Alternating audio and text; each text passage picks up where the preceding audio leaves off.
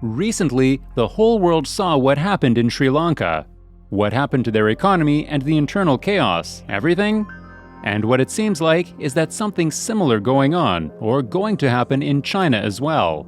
Protests everywhere, people are getting mad at the government, and the whole scene is going so bad that the government has to pull out tanks in order to control the crowd.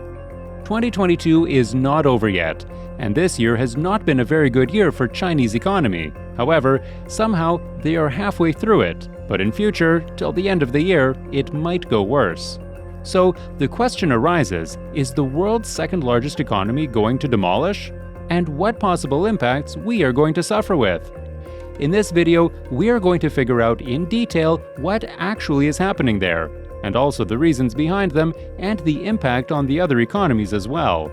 So be till the end of this video to get your doubts cleared. Let us begin.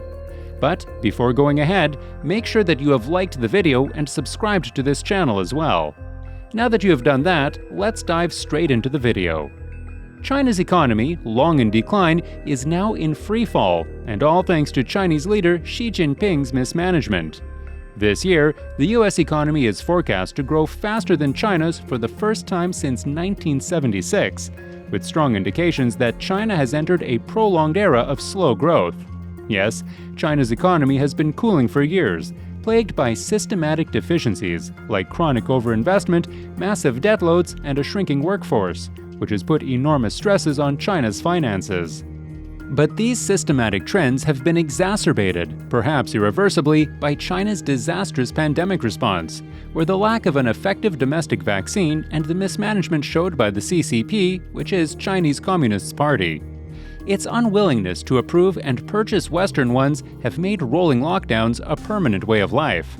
So far, the CCP's containment measures have resulted in plummeting industrial output, surging unemployment, capital flight, and a sinking currency. So, it shows that the pandemic has also played a crucial role in the creation of this whole scenario. Apparently, in case of slowing economic growth, the entire real estate market in China is just transformed into a disaster waiting to happen in China. The homebuyers are furious at the delayed completion of their properties that they're already paying for, have taken things into their own hands. Imagine a first world country getting to a point where real estate development companies are becoming so desperate that they institute a barter trade system to sell homes. This is the case with a few real estate developers in the eastern provinces of China. The developers are now accepting payments in watermelon, garlic, and sometimes even peaches. Yes, this is actually happening over there. Down payments for apartments and houses can now be made with this. It sounds kind of hilarious, but it is a very serious point to ponder, because this actually showcases the direction in which the whole economy is going on.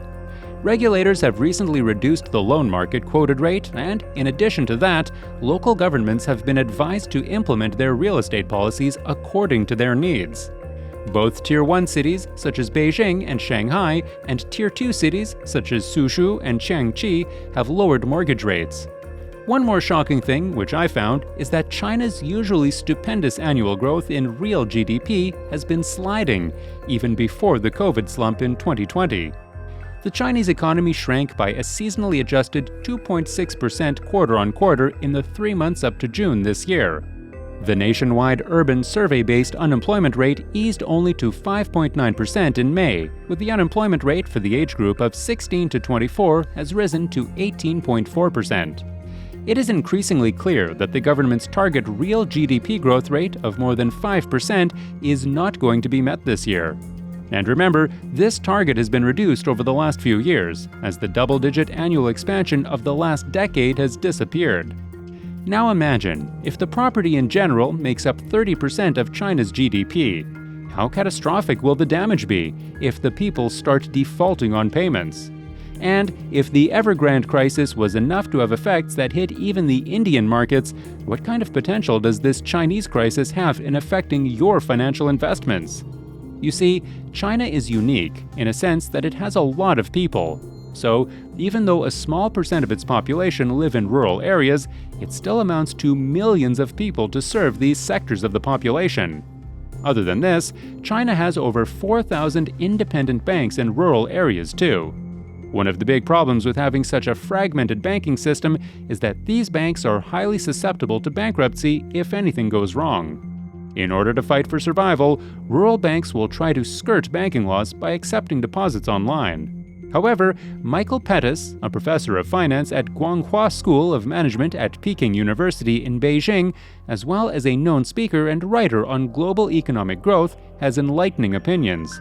According to him, there are 5 possible paths for China to bring back its power. Number 1, can China keep doing what it has been doing? For China to stay on its current path of high-level growth fueled by non-productive investment, the country would need to allow a persistent, indefinite increase in its debt burden. There have been many attempts to argue that rising debt isn't a problem for China. Some commentators argue, rather foolishly, that debt is only a problem if it involves external debt and is not funded by domestic savings. But surging debt funded by domestic savings rather than foreign savings just means that the country accumulating the debt is running a current account surplus. Number 2. Can China replace non-productive investment with productive investment? Beijing could bring debt under control while maintaining high growth rates by replacing non-productive investment with investment in more productive economic sectors. Chinese authorities have been proposing this for many years as the most likely path to follow, but they have been unable to fulfill these promises. This shouldn't be a surprise. Every country that has followed this growth model, in the model's later stages, proposed the same solution. Number 3. Can China replace non-productive investment with rising consumption? Beijing could bring debt under control while maintaining high growth rates by replacing non-productive investment with a rising consumption share of GDP. This is what Beijing has been proposing since at least March 2007 during the closing press conference at the 2 sessions parliamentary meetings. Then Premier Wen Jiabao announced that the rebalancing of domestic demand toward consumption would be a top priority of Beijing's economic policymakers. Number 4. Can China replace non-productive investment with a rising trade surplus? Another way that Beijing could bring debt under control while maintaining high growth rates would be by replacing non-productive investment with a rising trade surplus. While this option is possible in theory, in practice it isn't. China's trade surplus, at roughly 4 to 5% of China's GDP at the end of last year, was already equal to nearly 1% of the GDP of the rest of the world. And according to Michael's calculations, it would need to increase the surplus every year by at least 3 percentage points of Chinese GDP to replace domestic non-productive investment. Number 5. What happens if China does nothing to replace non-productive investment? Given that investment accounts for 40 to 45% of GDP in China, with investment in infrastructure and property accounting for nearly 2/3 of that amount, which makes it clear that a significant reduction in non-productive investment has been seen, and if it is not replaced with another equivalent source of growth, this must result in a sharp contraction in China's GDP growth. His calculation suggests that the upper limit of GDP growth for many years should prove to be the case, would likely be 2 to 3%. Due to this, it seems that one of the major reasons of the crisis is the non-productive investments. And that's all we have for you in this video. And what do you think, and what are your suggestions or ideas on this? You can share in the comments below.